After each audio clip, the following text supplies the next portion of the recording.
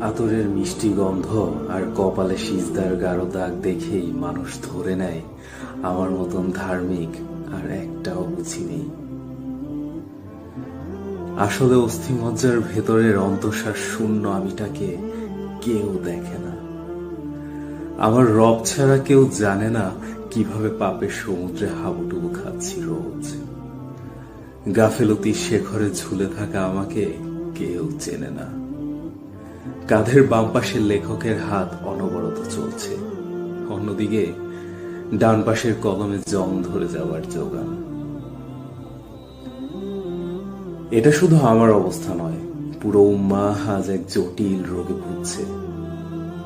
না, এই রোগ দেহের নয়, বরং অন্তরের। অন্তরগুলো পচে গলে দুর্গন্ধ ছড়াচ্ছে।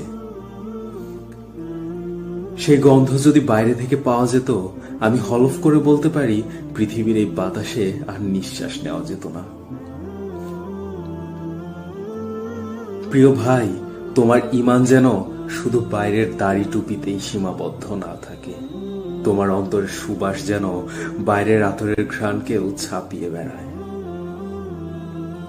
প্রিয় বোন, তোমার ইসলাম মেনে চলা শুধু কালো বোরখায় মুখ ঢাকা পর্যন্তই যেন সীমাবদ্ধ না থাকে।